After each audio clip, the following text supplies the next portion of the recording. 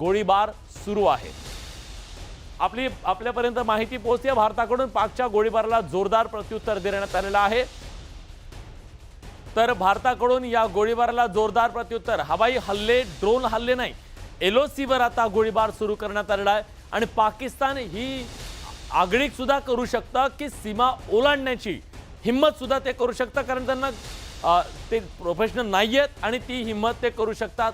एलओसीवर पाककडून गोळीबाराच्या संदर्भातली बातमी प्रशांत लीला रामदास आपले प्रतिनिधी आपल्यासोबत आहेत, आपण त्यांच्याकडे जाऊया। प्रशांत, पाकिस्तानचा मनसुबा नेमका काय? एलओसीवर सुद्धा आता लष्करी कारवाई जी आहे ती सुद्धा सुरू झाली, पायदळ सुद्धा त्यांनी मैदानात उतरवलेलं दिसतंय।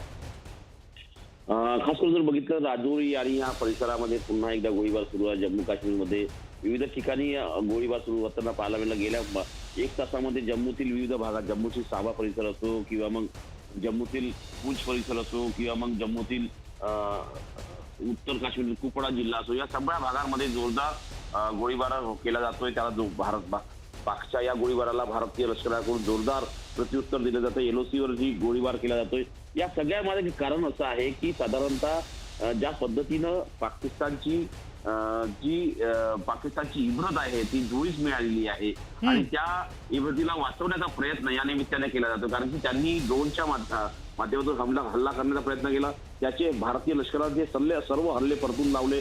त्यानंतर त्यांचे 3 विमानं पाडले, त्यानंतर त्यांचं जे रडार सिस्टम आहे ते अवासा ते त्यांनी पाडलेलं आहे भारतीय लष्कराने। त्यामुळे एक मोठा धक्का भारतीय लष्कराने पाकिस्तानला दिलेला आहे आणि या धक्क्यातून पाकिस्तान काही सावरत नाहीये। त्याचमुळे आता अशा प्रकारच्या कुरघोड्या करून एक प्रकारे पाकिस्तानची सहानुभूती मिळवण्याचा प्रयत्न केला जातोय आणि त्याचमुळे अशा प्रकारे गोळीबारी सुरू असल्याची माहिती पुढे आलेली आहे।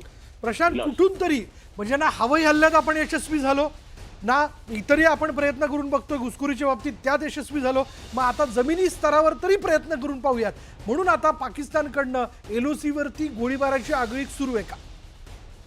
बरोबर आहे। एलओसी वरती ज्या पद्धतीनं गोळीबार सुरू आहे, जर बघितलं आपण तर साधारणतः पूंछ परिसर असो, कारगिलचा परिसर असो, कुपवाड्याचा परिसर असो किंवा मग सांबाचा परिसर असो, या भागातून अनेकदा घुसखोरी काश्मीरमध्ये जम्मू आणि काश्मीरमध्ये केली जात असते। आणि यामागे खरं कारण जे आहे ते काश्मीराच्या घुसखोरीच्या करण्यामागे दहशतवादी असतात, परदेशी दहशतवादी, त्यांना काश्मीरमध्ये आणण्याचा प्रयत्न होत असतो।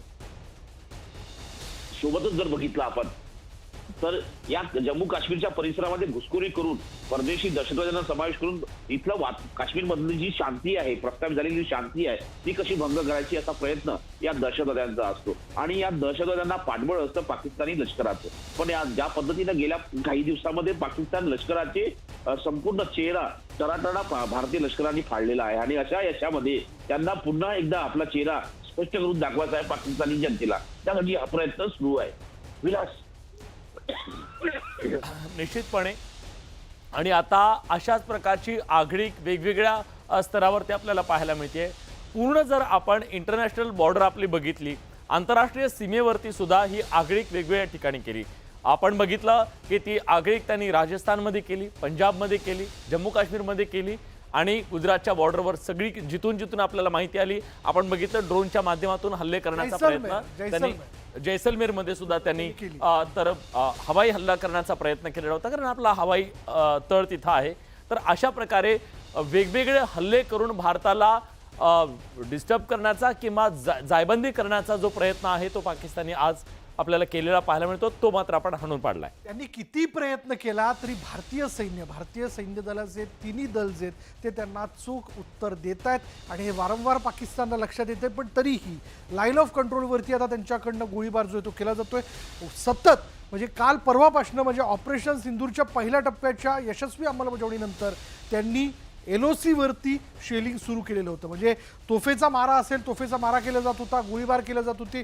या सगळ्या याच्यामध्ये दुर्दैवाने जर आपण बघितलं तर सीमावर्ती भागात असलेल्या गावांमधल्या काही लोकांचा निष्पाप बळी देखील या हल्ल्यामध्ये गेलेला आहे। तरीही या हल्ल्यानंतर त्या नागरिकांनी, तिथल्या गावातल्या स्थानिकांनी अशी अपेक्षा व्यक्त केलेली आहे की त्यांच्या या हल्ल्याला, दहशतवाद्याला भारतीय सैन्यानं चोख उत्तर द्यावं आणि याबद्दल आमच्या शुभेच्छा आहेत, आमच्या ह्या अपेक्षा आहेत असं देखील त्यांनी बोलून दाखवलेलं होतं। आणि अर्थात भारतीय सैन्य वारंवार या अपेक्षेवरती खरं उतरताना आपण बघतोय.